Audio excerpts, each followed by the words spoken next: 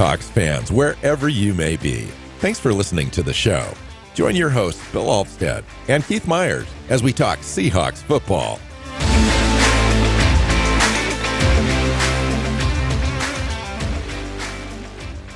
Hey, hi, Seahawk fans. Welcome back to another episode of the Seahawks Playbook podcast. I'm your host, Bill Alvstad, sitting down with co-host Keith Myers. We're here to talk Seahawks football. We've got a great show planned for you today. We're going to rank the top 5 offensive players on the Seahawks roster as it currently stands. And we might have some bonus players to talk about as well. And should be a great show. Welcome in, Keith. Yeah, thanks. We'll see how this goes.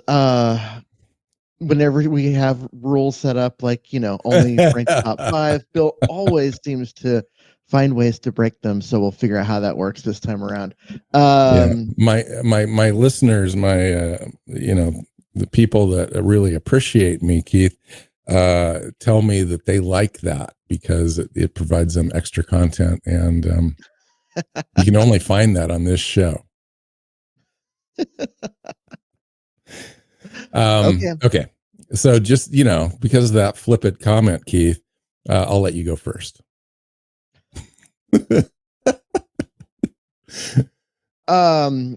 Okay. Top 5 players on the roster as it currently stands. I would say number 5 is going to be rookie left guard Gray Zabel. Oh, nice. I know we haven't seen him yet, but there was my expectations for him is to come in and be one of, if not the top player on the offensive line by the end of the year. Nice. Well, the good news is he's in my bonus coverage. So now we don't have to talk about him. I don't have to use up that airspace for that. I agree, though. I mean, he's certainly in consideration. I think he's down there away just because he hasn't taken a snap yet. And, he probably needs to work out some things, to be a regular player in the NFL, some potential play strength and all those sorts of things that typical rookies generally run into, especially their first 8 games out of the box. And, but I agree that down the stretch, he becomes a very key component. And when you take a look at the zone run scheme and stretch zone, he's a perfect fit for this offense.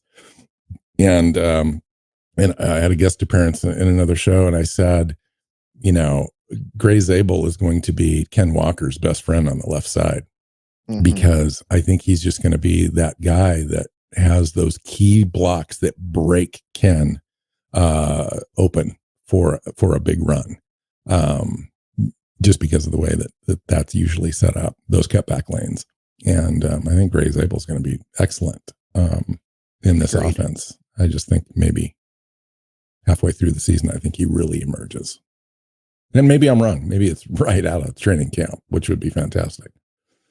My number 5 guy is Cooper Kupp. Hasn't taken a snap in Seattle, but, as a wide receiver and a talent, he's certainly a top 5 contender in this offense. The question will be, and it will be all season, can he stay healthy? Can he give you more than the 12 games that, we both kind of think he's probably going to give us? If he gives us closer to 15 or all 17, I think he's, a 1,000-yard receiver still. He's efficient. He will help the other players in the wide receiver room. He's a good blocker. All the things you really kind of look for out of that spot. Yeah. Absolutely. And I think that, he's a guy that has tremendous talent. It wasn't that long ago that he was a Triple Crown winner in the NFL for receptions, yards, and touchdowns, for a season. But you're right. He has had some injury concerns and just is a guy that has struggled to make as big of an impact as he has in the past. And he's actually not on my list for that reason and that reason alone. Is he on your second list? I don't have a second list. Okay. Who's your number 4? My number 4 is actually the other wide receiver that we signed in the offseason, and that would be Marquez Valdez-Scantling. I think that Wow. he's going to have a big year, but mostly because until Torrey Horton, the rookie, actually gets up to speed, and it's harder for wide receivers than other positions to do that. Valdez-Scantling is the team's only real deep threat. And so he's going to be on the field a lot in order to take the top off the defense, keep the safeties honest, keep people back. And I think that's going to lead to him having a good year, because he's going to be on the field a lot, and he's going to be the guy running deep, and all he's got to do is catch a few of those deep balls, and suddenly he's making a massive difference for this team. I hope you're right, but he's not on my list.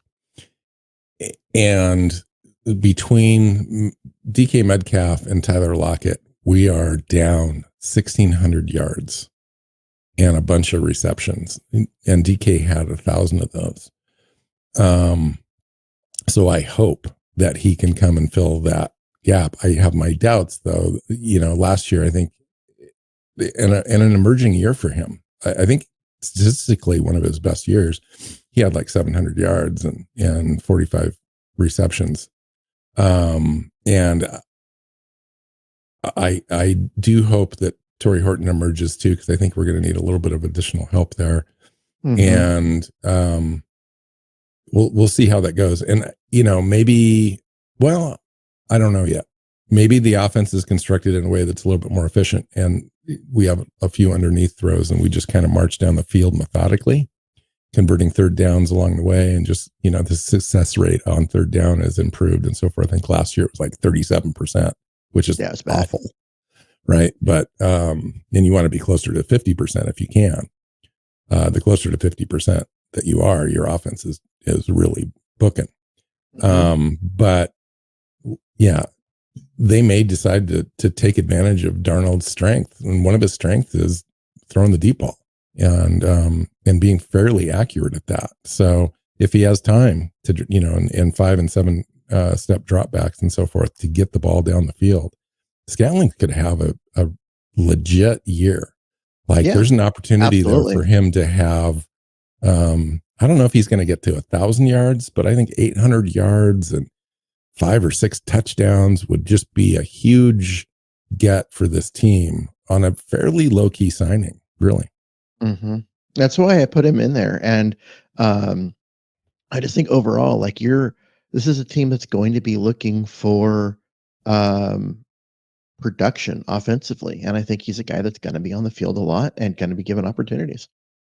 Yeah. I don't think anybody's really thinking about him yet in a large capacity like that. I think he's kind of an afterthought. Nobody, there's really just no talk about him in the offense and how he's going to work and what his role is and so forth. And I think you nailed it. He's going to be the guy that really stretches the field and opens up things for Njigba and Kupp underneath, as well as our tight end room. So he's super important, especially before Horton really emerges, if that happens. Okay. My number 4 overall was Sam Darnold.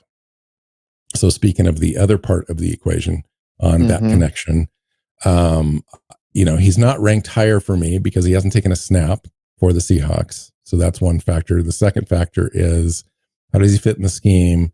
Can he replicate what he did in Minnesota? So I would answer yes to both of those to certain degrees. So I think he's a great fit for the scheme and the offense. And it'll be a question of whether, for me, whether Kubiak can really dial him in to efficiently run the offense. And what I mean by that is, third down conversions, red zone opportunities, run the offense as it's constructed and meant to be run, have a great running game to support him. If we can ask Sam Darnold to do slightly less than he had to do in Minnesota, I think he's going to be really solid. And he was really solid in Minnesota. I mean, he had a career year, and it was a great year for any. Oh yeah, under any standard. He had the 35 touchdowns, 12 interceptions. That's a decent ratio. Gino had 20 touchdowns and 12 interceptions. Bad ratio. So I'll take the upside on that. And we mentioned Scantling being, a guy that could benefit from those long balls that Darnold really does. Darnold struggles a little bit. You'd mentioned it earlier, a little bit under pressure, not horrible. I think he moves around the pocket in a similar way that Geno does, as far as manipulating the pocket and avoiding, without having to scramble, and still keep his eyes downfield and make throws. But underneath and anything between like 5 and 15 yards, he kind of struggles a little bit. And I'd like to see improvement on that. And maybe Kubiak can help him there. But I think he's on the list because he's going to be a factor. I mean, he's going to be the most important factor in this offense. So, yeah. And I, honestly, he was the next guy on my list. He's number 3. For that reason, if this team is going to be anything at all, Sam Darnold's got to be the guy. And we saw last year he's capable of being the guy. And okay, there's a lot of his career that suggests maybe not, but I don't think people realize just how good he was over the course of that season. And as a team, you don't go 14-3 with a quarterback that's mediocre. He was a very good player. And yeah, he was a big part of that. I mean, really, I don't think he gets enough credit because, you've got Jefferson there as a receiver. You've got a great tight end. You've got a decent offensive line. Your coach and play caller is excellent.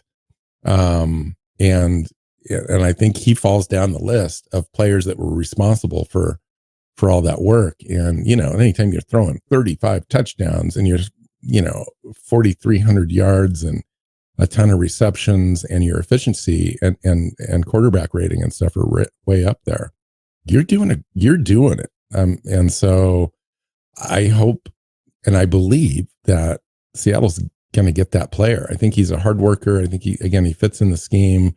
I think he's going to be asked to do slightly less than he was asked to do before, just because of the pre-snap reads and stuff are kind of taken care of for him, so he can really focus on timing and drop back and all that kind of stuff. And I think that only helps him. Yeah, absolutely. So what was your number 4? We already did my number 4. We're on your number 3. Okay. Okay. So that was your number 3. That was my number 3. That was my number 4. Okay. So I should go then. So my number 3. Yes, you made me go first. My number 3 is Charles Cross. Left tackle, offensive line, borderline Pro Bowler, I think. I think he can really actually elevate his game in this scheme as a outside zone guy, and especially working next to our new draft pick, Gray Zabel. I think that's a great combo to have on a left side. Super athletic, super strong. You got the experienced guy on the outside and the rookie right next to him. Couldn't be a better situation for Gray Zabel. The only better situation for him would be to have a premier center, but we'll see how that goes this year. But that doesn't affect Charles Cross. He's going to have one of those years. He's on a 5th year, or not this year, right? This is his 4th season. Mm-hmm. But they gave him the 5th year option, so he's going to be around. We'll see if they can get a deal done. But I think, he's fringy top 10 tackle in the NFL. And I think this year he gets into that top 10. As far as his efficiency, his run blocking win rate, his pass blocking, all that is going to see improvement this year with John Betten as his offensive line coach. Again, the scheme plays into his strengths. That's why he's on the list where he's at. Yeah. I like him there. I think that he's a guy that within the franchise, he's a little underrated. People for some reason are down on him. That's true. And I'm not sure I've they been hard on him myself. He's a guy that for me, I was deciding between him and Zabel and for the number 5 spot, and I picked Zabel simply because I want to see more out of Charles Cross. I think I know what you mean. there are times when he dominates, but they're not often enough. And he has the ability to come in and be that all the time, and I'd love to see it happen. And so I left him off more as a challenge that he'll never hear because he doesn't listen to our show. But I want to see him. I want to see him reach that potential, and he's going into year 4. It's time. So a couple things for me on what you said. I agree with everything. The only there's two things. I think he's a nuanced player.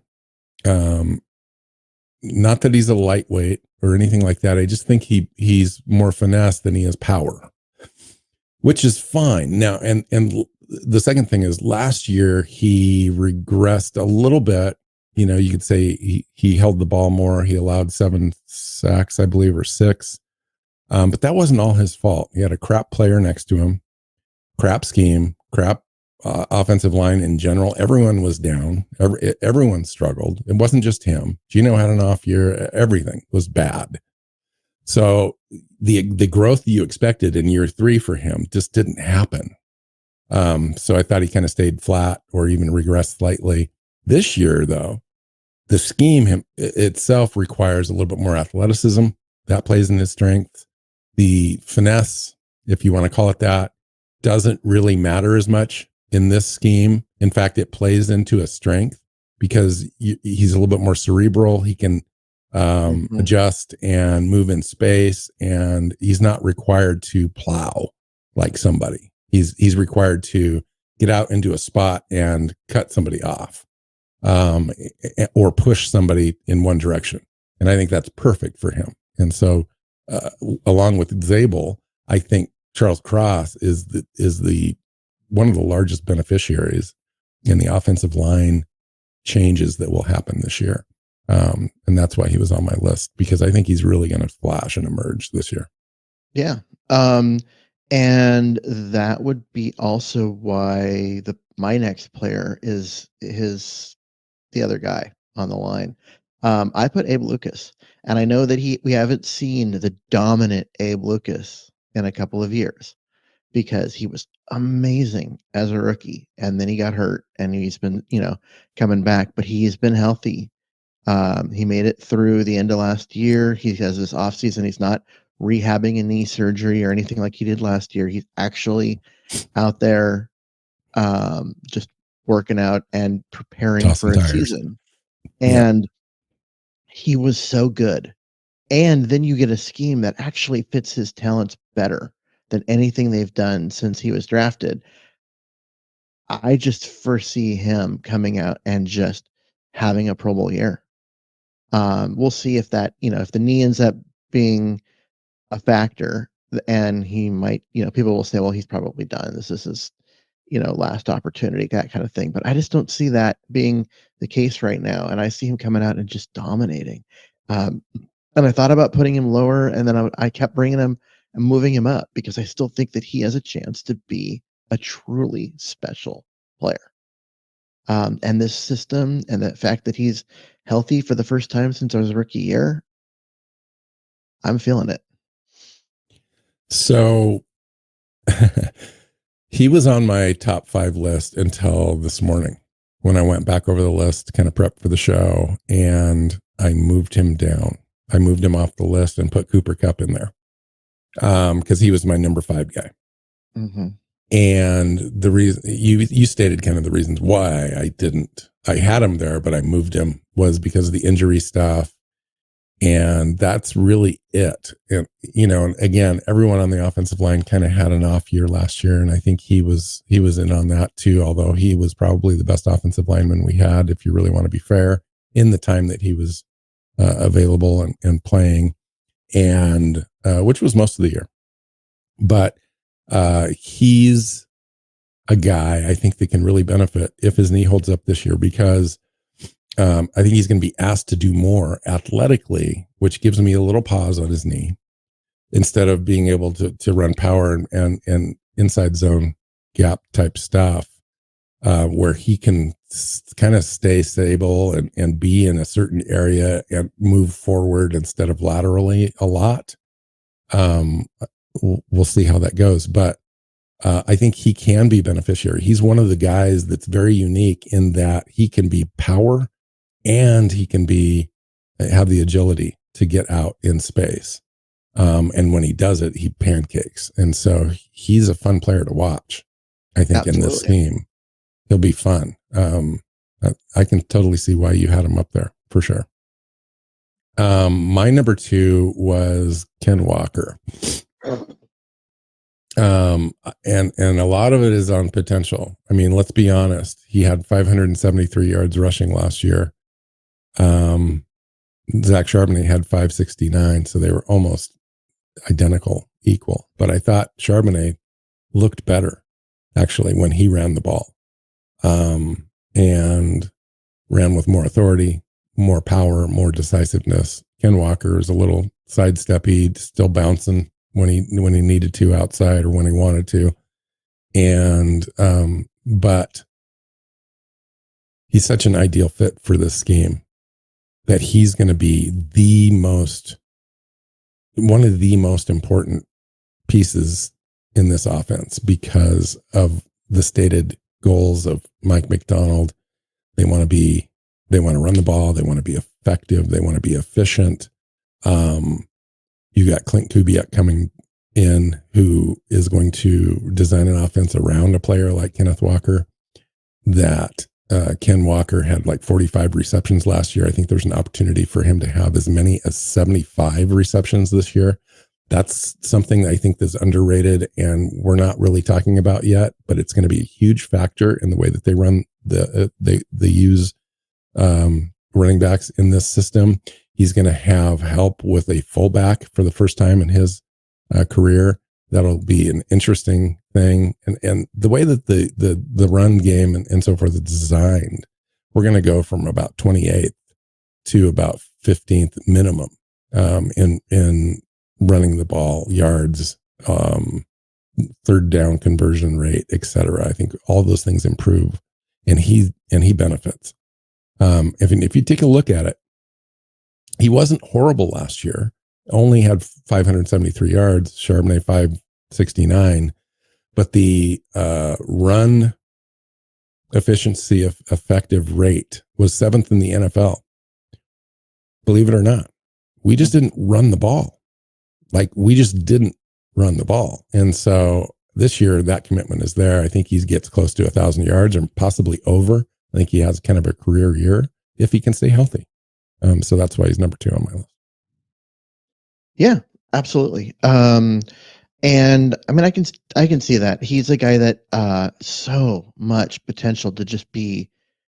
He's fun when he's healthy, but he's struggled with injuries, and part of that is that he wasn't a great fit for the old scheme, and so you got this guy that's whose game is based on speed and agility and being able to bounce, not a power, in a scheme where you needed to be able to run people over, and behind an offensive line that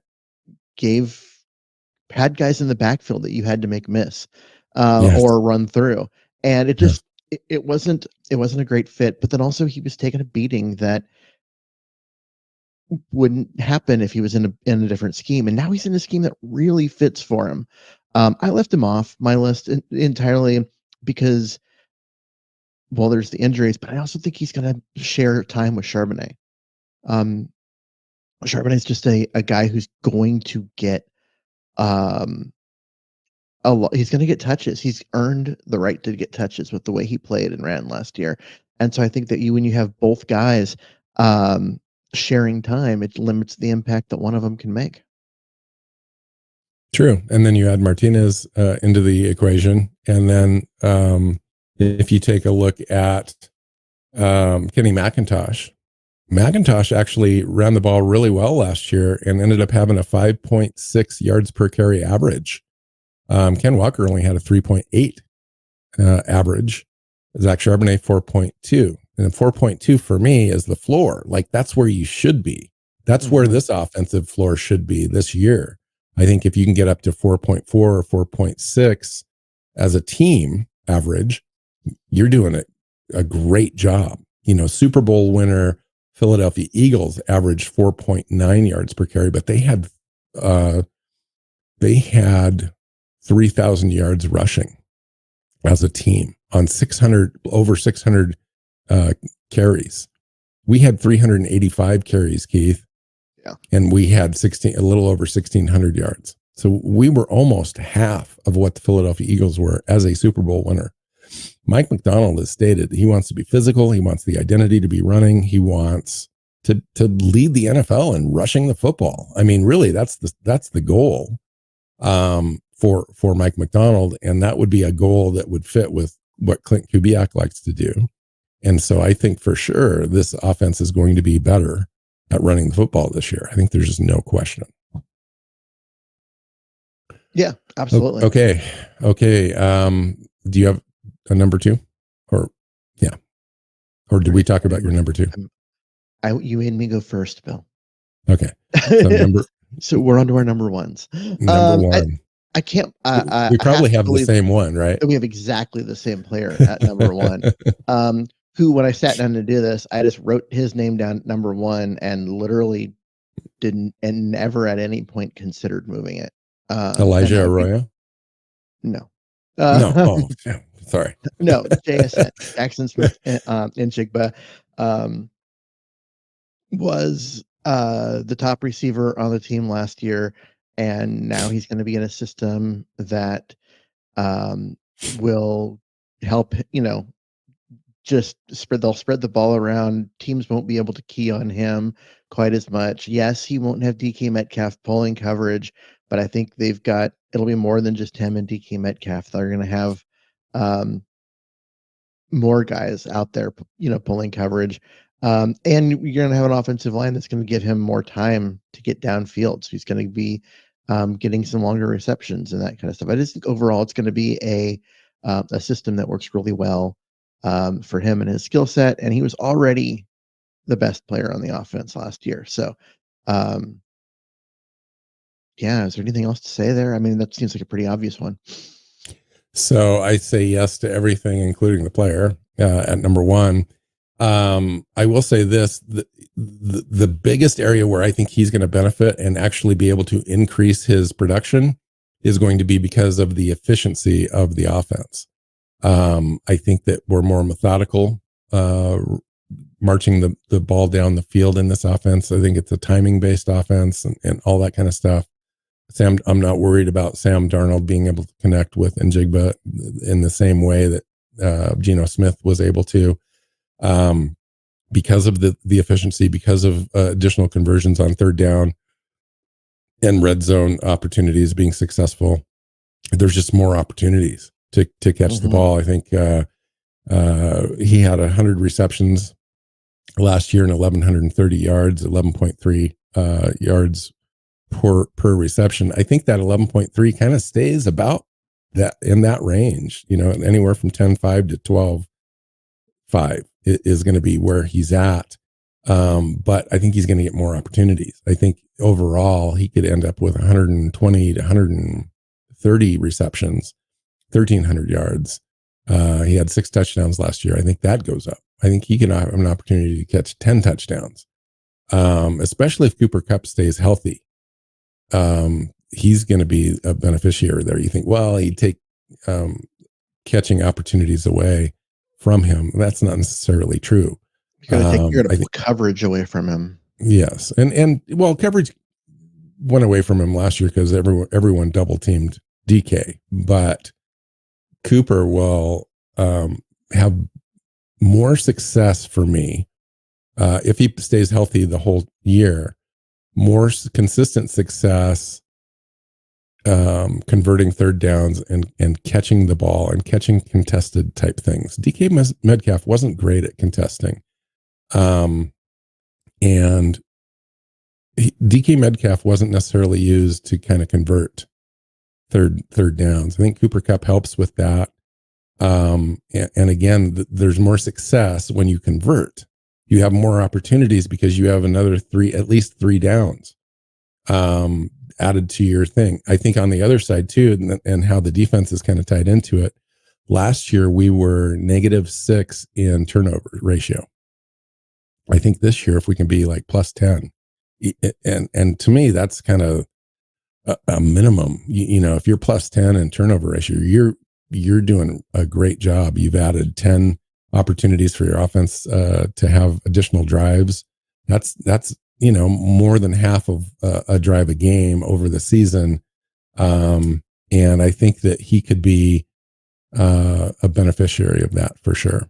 And I think Mike Absolutely. McDonald wants to Absolutely. get more turnovers on his defense. That's going to be one of the key kind of focal points this year.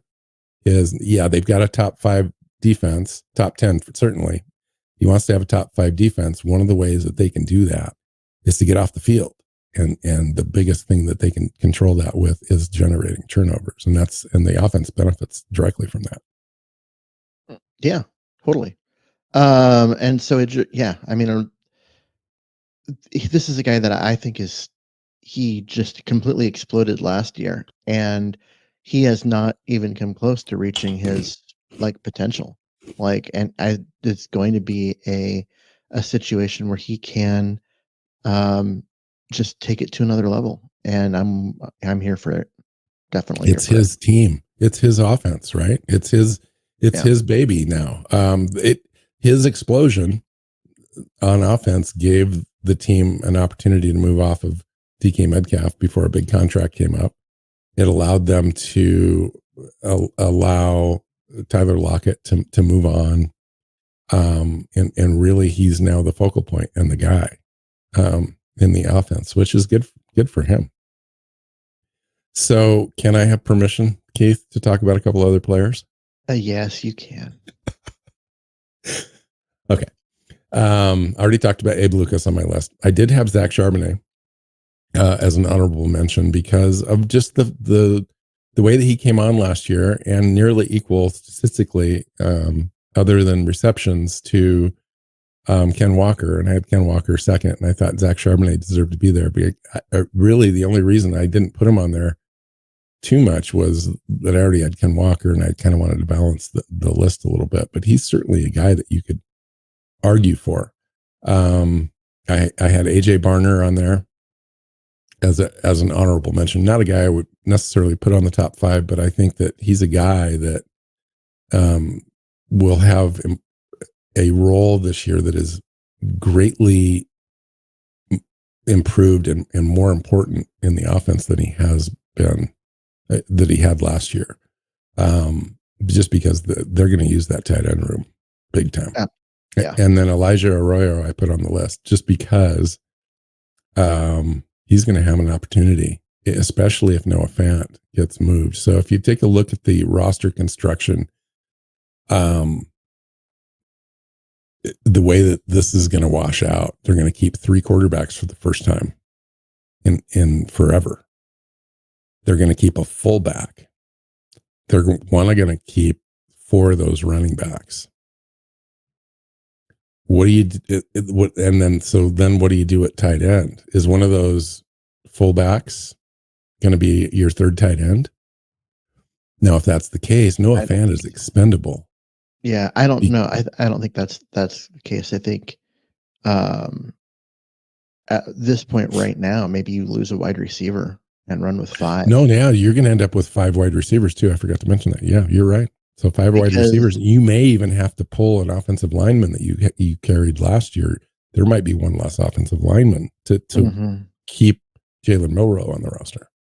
So it's just one of those things where it's going to be different this year for the first time in a long time. Yeah, agree. So that's it. That's all I had. Unless you want to cover some additional ideas. No, I think there's a lot of agreement in our lists, and a lot of I discounted a couple of factors when you emphasized them, but overall, our opinion on a lot of the players was very similar. So I'll just ask you one thing. So based on everything that you know so far this year, the off season, the coaching changes, the draft, free agency, what is your expectation on how the offense will perform this year, or maybe just one aspect of it, like the running the ball or whatever. Well, you kind of hit on where my expectations are. I expect the running game to be better, in part because we're going to do it, and also in part because the scheme will be better, and also in part because a guy like Gray Zabel is going to be able to come in and just be an improvement over um, the lack of talent that was there last year. Do you see And growing pains for him? yes, there's growing pains for every rookie, but Gray Zabel with growing pains is going to be better than the guards that started last year's games. So, Especially if his floor is like the Senior Bowl kind of stuff, where oh he yeah, just dominated the he's Senior Bowl and dominated. won Yeah. every rep against first round draft picks like Walter Nolan and others. hmm Yeah, I mean, like, he literally went in there and dominated and was just the best offensive lineman at the Senior Bowl. Um, and this is why growing pains, yes, because he's a rookie and he's going to make mistakes and he's going to, um, you know, get out to the second level too soon, and the guy he left in the combo block is going to make a tackle, and there's times he's going to stay with his combo block too long, and it's going to make it so that the linebacker is too clean and can step up and make a tackle. But these are growing pains that um, they happen, and they're still going to be better than what was there last year. And that's why I think he's going to be a huge difference maker. I think that, the run blocking is going to come along a little quicker only because in the wide zone stretch stuff, the offensive line kind of operates in unison. He's not on an That's why I island. think He's it's not, that's go why I ahead. think it's going to take longer for it, is because he, in the pass blocking, he knows how to do that. He was a tackle in college. I think that's going to be fine. I think the run blocking, um, outside zone running is really hard on the offensive line in terms of knowing who to block, where, when to move, when to cut, when to seal. Um, What point and in space you're trying to get to yeah. all of it. Um, and so it's going to be different. And I think that it's one of those things where, is he athletically suited for it? Absolutely. He's like Do you ideal think it for it. would be different for everyone at the same sort of baseline level? What do I you mean, mean? everyone's learning the new scheme. Like he's not Yes. the only one. Maybe he's, I don't, True. go ahead. Which is why you're going to see in practice, you're going to see them run outside zone over and over and over and over and over and over and over again. Um, because you need those guys to be working in unison, regardless of what the defensive front does.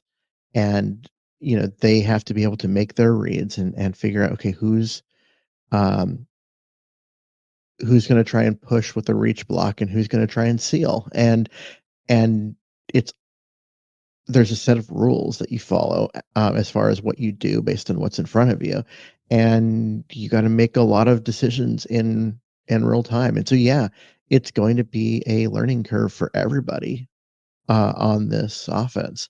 Um, but I think that you're going to see it in practice a lot. So the developer of this scheme, this running scheme, this Alex Gibbs, and he says that you should, like, um, in training camp, practice outside zone running at least 60% of your snaps in training camp in order to get it right and be good at it. And I think that was fine, 15 years ago when he was still in the league. But now their offenses are complex enough. You can't afford to lose the rest of your playbook in order to practice that much. But I still think that you're going to see it, instead of 65, you're going to see it 40%. It's going to be something that you're going to see a lot of, And they will because they've got run to get it right. outside zone stretch at least 60% of the time in games too, because a lot of the hmm the standard formations that you run out of will be the same, Yep. similar, and you'll run different plays out of that. One other just quick thing, maybe it's not quick, but one other thing. I wanted to talk about Jalen Milroe just a second. I actually considered him for this list, believe it or not, but because I think by the end of the year, he's going to have an effect on this offense in a very positive way. And I just don't know exactly how that's going to play out. But I was watching some tape on trying to figure out this offense and the scheme, especially the blocking and how it blocks and how it's detailed out, and the way that Kubiak actually did it. And Kubiak's very methodical in the way that he scripts an offense quarter. Let's just say there's 15 scripted plays at least. He's very purposeful in the way that he scripts those so that he can identify what a defense is doing. He's kind of old school that way. He's he runs the plays. He figures out how the defense is going to defend that. And then he will run plays off that same formation to dial it in exactly. And then he will exploit that and attack that later in the game. The other thing he does is he stays on a play if it's successful. So as opposed to Ryan Grubb last year, they've just had no rhyme or reason to anything, and so and went away from things that ended up being successful. And I think Kubiak will be the opposite of that. He will go and attack a defense, and he will stay with something until the defense stops it. Yeah. So if something's working, keep going down that. Well, there's no reason not to. I mean, you mix in some other things to keep defenses guessing. Right. But why? When run you the same play 3 or 4 times in a game, and when you find something that's working, why would you stop doing it? Like, that's one of the things that's bugged me about not just Ryan Grubb, but before that, is that you'd have like Shane Waldron did the same thing. Is the running game would start working, and then you'd see them not run. That's because he has so many plays on his playlist that he wants to get to, that he moves off something that could very well be, wildly successful. I mean, it's hard. The last thing I want to talk about, though, was Jalen Milroe. Like, I was watching this scheme, and I was watching David Carr as the quarterback, and David Carr can't run anymore. And so he was kind of a pocket guy and operated in a space. And so the offense, while it worked, they ran some jet sweeps to kind of stretch the defense or stress the defense horizontally, and play action and all that kind of stuff. Sam Darnold can do that. But I was, in my brain, I was going, okay, if they run this, and everything's flowing to one side, all the linemen are running, they leave a backside defender unblocked on purpose. That backside defender is a defensive end, or he's a outside linebacker, and that guy has an opportunity to crash down because there's no threat from Carr to peel out and bootleg out and run the ball in the opposite direction. And I was thinking of Jalen Milroe, because he can come in and all of a sudden you have to account for him on every play. And so when you run that same play in one direction, Jalen Milroe can, if that defensive end is going to crash down, Jalen Milroe is going to have free space for about 10 yards before he even has to worry about another player in contact. And the guy's got 4.3, 6 speed, and 225 pounds. It's going to be amazing.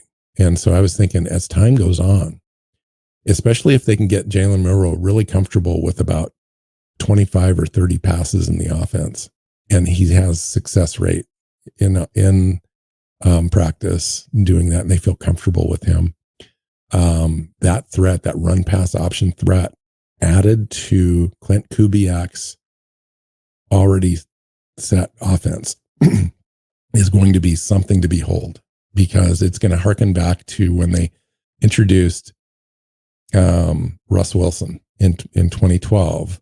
About halfway through the season, they started putting in some of the run pass option stuff, and defenses had a really difficult time defending that. Jalen Milroe is on steroids, like compared to Russ's ability to run the ball. Yeah. What do you think about that? He's faster, he's bigger, he's stronger. Um, and this is a system that's going to require that the quarterback can throw on the run and do those kind of things. Um, and okay, so you need short yardage play. You bring in a guy like Jalen Milrow, and then what do you do as a defense, right? You stack the line, and then he's going to throw it over the top because he's got a great deep ball. Um, And you bring if in a guy you like Elijah Arroyo to come in and catch those, over the middle type things too. yeah, You can just dump the ball over the stacked box. if you try and squeeze the center to take out an inside run, he'll pull the ball out and run around the outside faster than anyone can get there. You try and crash in from the edges, he can actually run up the middle. Um, Before you can get there. before you can get there. So he can do things in short yardage that will just frustrate the hell out of defenses. And I think you're going to see a lot of that this year. You're going to see him come in certain situations to run the wildcat, or um, they're going to put him on the move and let him use his legs um, to create some situations for the team. And with all of that, I mean, you don't have to have him out there all the time. You don't have to lean on him all the time. You've got Sam Darnold there, but you bring him in and you let that explosiveness just work for you occasionally. And I think it's going to matter a great deal in terms of extending drives on 3rd and 1, or getting into the end zone on, to goal situations and that kind of stuff. So what do you? So that it kind of creates a little bit of a conundrum, and the Mm-hmm. team would have to be super disciplined about the way that they use him and so forth, because otherwise, if he has great success on every play that he runs, like he gains 10 yards or whatever on every play, there's going to be talk There's going to be about getting him at just let him him. play. Yeah, Let just him get him be in in there, there let all him the play. time, Yeah. right? So how do And I you think, control that? well, I think if every play that he runs is successful, then and you're gaining yards like that, yeah, increase his snap count. Go from giving him, And then in 10 2026, snaps. he's got all that experience and he's just ready to go. And you move Yeah, and on in from Sam 2026 Darnold. he's the guy. Yeah. But if he's really that successful, go from giving him, 8, 10 snaps a game to giving him, 12 to 15. And if it's still working, give him 20. And if it's still working, give him 30. And you just, when it stops working, okay, back it down a little bit. But if it's still working, go for it. Like, just keep running them out there. Wow. Um, Fun conversation, Keith. Thank you for allowing me to bring in a couple extra players to talk about. I did the same thing on defense. So when we do that show, I'm sorry ahead of time. I But know. I'll let you bash me right at the beginning of that show as well, just to kind of, set the tone, make sure you communicate your disappointment. And I'm just kidding. It's all fun. This It show is is. for us. Like the Absolutely. fact that we have actual people watching right now it still Hmm. blows my mind every day. Okay, so let's get out of here. Find Keith on Blue Sky at Myers NFL. You can find me at NW Hawk, the show Seahawks Playbook podcast. Find us on your favorite podcast platform, our YouTube channel, all that good stuff. You guys know what to do when you get there. And we'll see you next time. Go Hawks. Go Hawks. Seahawks Playbook podcast listeners, thanks for joining us for another edition of the show. You can find us on Twitter. Bill is at NW Seahawk, Keith is at Myers NFL, and the show is at Hawks Playbook. You can listen and subscribe to the show at SeahawksPlaybook.com.